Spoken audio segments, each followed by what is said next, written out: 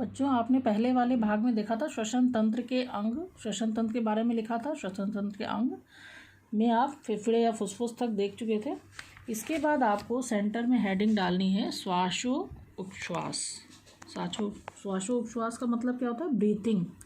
वायुमंडल से फेफड़े द्वारा शुद्ध वायु को ग्रहण करना तथा अशुद्ध वायु को फेफड़ों से बाहर निकालना ही श्वासोच्छ्वास कहलाता है। ये आपको फाइल में ही करना है। सेकंड प्रोजेक्ट है आपका ये। उसके बाद आपको हेडिंग डालनी है नीचे निश्वसन। ये श्वासोच्छ्वास जो ब्रीथिंग आपकी है उसके अंतर्गत ही दोनों वर्ड आते हैं, निश्वसन और उच्छ्वसन। तो निश्वसन का मतलब क्या होता है कि फेफड़ों में वायु को ग्रहण करना या फेफड़ों में वायु ग्रहण करना निश्वसन कहलाता है। और सेकंड हेडिंग आपको डालनी है उच्छ्वसन। उच्छ्वसन का मतलब होता है फेफड़ों से वायु को बाहर निकालना।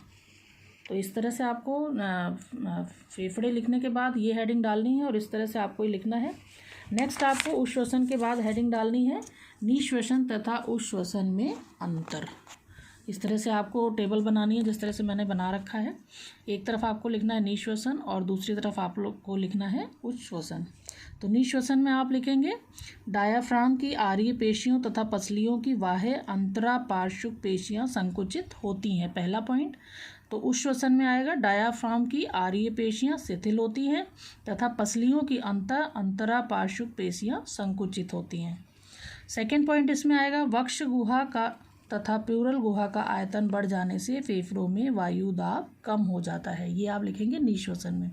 इसके बाद उच्छ्वसन में इसी के सामने आप सेकेंड पॉइंट में लिखेंगे कि वक्ष गुहा तथा प्यूरल गुहा का आयतन कम हो जाने के कारण फेफड़ों में वायु दाब अधिक हो जाता है। थर्ड पॉइंट है निश्वसन का, वायुमंडल की वायु फेफड़ों में पहुंच जाती है। और उच्छ्वसन में क्या आएगा? फेफड़ों की वायु वायुमंडल में चली जाती है। नेक्स्ट हेडिंग इसके बाद हम लोग डालेंगे श्वसन तंत्र के कार्य। श्वसन तंत्र के कार्य हमने आपको 8 पॉइंट भेजे थे मैंने इसकी, वो मैं 8 पॉइंट आपको अभी बता देती हूँ जल्दी।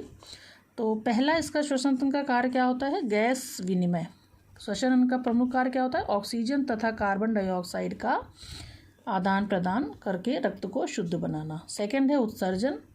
ये उत्सर्जन में भी सहायता करते हैं श्वसन अंग। शरीर में उपापचय की क्रियाओं के फलस्वरूप बनी कार्बन डाइऑक्साइड और जल वाष्प उच्छ्वसन क्रिया के द्वारा शरीर से बाहर निकाल दी जाती है। थर्ड पॉइंट इसका है ताप संतुलन।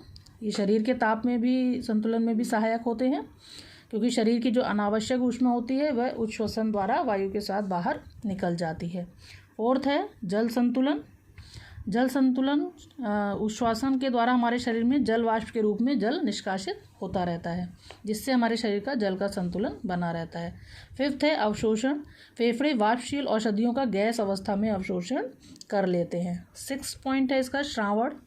श्वसन मार्ग की श्लेष्मिका से श्लेष्म स्रावित होता रहता है। यह श्लेष्म वायु में उपस्थित हानिकारक जीवाणु, विषाणु और धूल के कण तथा बीजाणु को फेफड़ों में जाने से रोकता है। सेवेंथ पॉइंट है इसका खांसना और चीखना।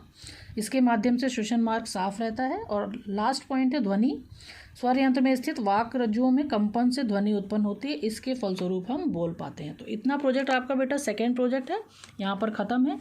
आपको सेकेंड प्रोजेक्ट में इतना ही करना है।